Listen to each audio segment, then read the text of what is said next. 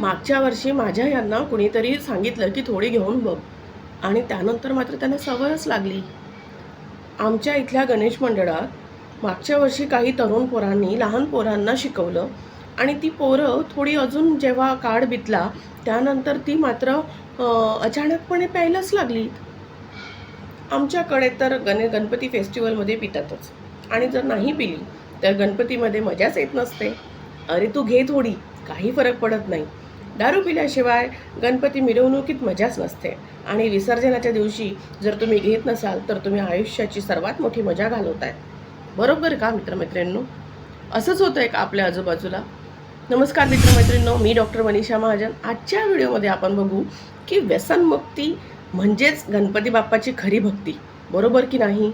मला असं वाटतं की आपण नियमानुसार खरं तर गणपती बाप्पा जेव्हा बसतात आपल्याकडे किंवा गणपतींचा सण येतो त्यावेळेस आपण सगळे कुटुंबातले लोक एकत्र येतात. उत्साहाचं वातावरण असतं, आनंदाचं वातावरण असतं, सगळीकडे जोमात काम चालू असतं. काही लोक नवीन संकल्प म्हणून चांगली कामं हातात घेतात, परंतु अशाच वेळास काही लोक म्हणतात की अरे आता आपण सुट्टीवर आलो आहे, थोडे दिवस कामापासून दूर आहोत, तर सगळे नवीन एकत्र आलो आहोत तर घ्यायला काय हरकत आहे, असं म्हणत सुरुवातीला थोडी थोडी घेतली जाते.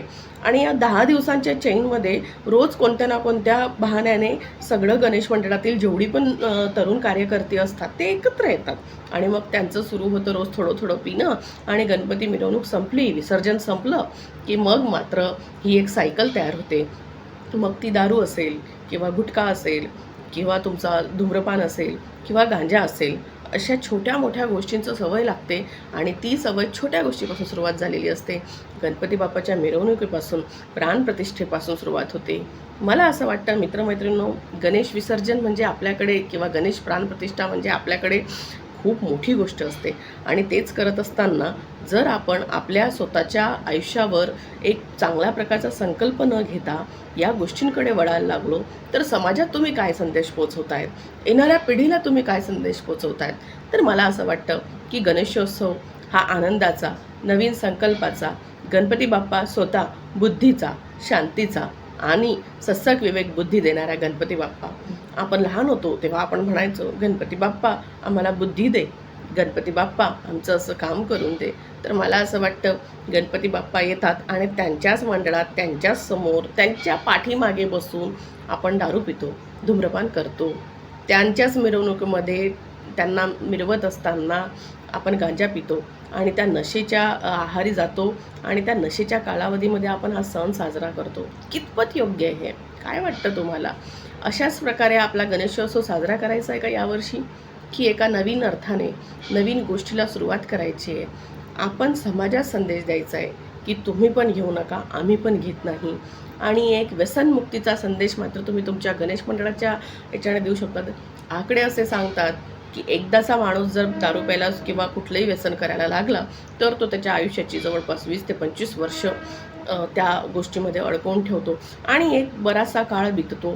त्यानंतर तुमच्या शरीरामध्ये बरेचसे चेंजेस झालेले असतात. तोपर्यंत इतक्या रासायनिक प्रक्रिया होतात की त्यामध्ये तुम्ही केलेलं व्यसन एक कालांतराने एक आजार तयार होतो. तो आजार जेव्हा तुम्हाला सुरुवात होते, तुम्ही आजारी पडतात आणि मग तुम्ही जेव्हा दवाखान्यात जातात मग तुम्हाला कळतं की डॉक्टरांनी लाखो रुपयाचा खर्च सांगितला आहे आणि मग मात्र पायाखालची जमीन घसरायला लागते. मला असं वाटतं मित्रमैत्रिणींनो, एवढं करण्यापेक्षा गणपती बाप्पाच्या चांगल्या कार्यकाळामध्ये जर ही सुरुवात होत असेल तर काय वाईट आहे ना? मला असं वाटतं चांगला संकल्प करा, स्वतःही घेऊ नका, इतरांनाही घेण्यास प्रवृत्त करू नका. आणि कुणी घेत असेल तर त्याला अडवा, त्याच्या आईवडिलांना सांगा, त्याच्या बायकोला सांगा, त्याच्या परिवारात जो कोणी व्यक्ती असेल, जबाबदार व्यक्ती असेल त्याला सांगा, त्याला पासून मुक्त करा.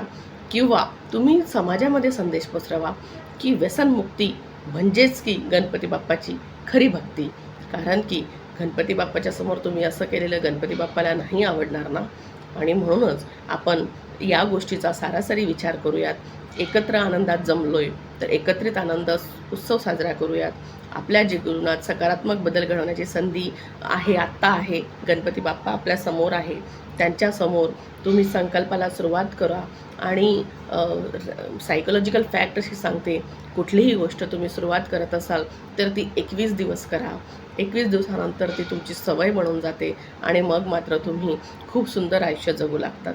तर मित्रमैत्रिणींनो, तुम्हाला हा व्हिडिओ कसा वाटला मला कमेंट करून जरूर कळवा. आणि तुम्हाला काय वाटतं, समाजामध्ये व्यसनमुक्ती होणे फार गरजेचे आहे का?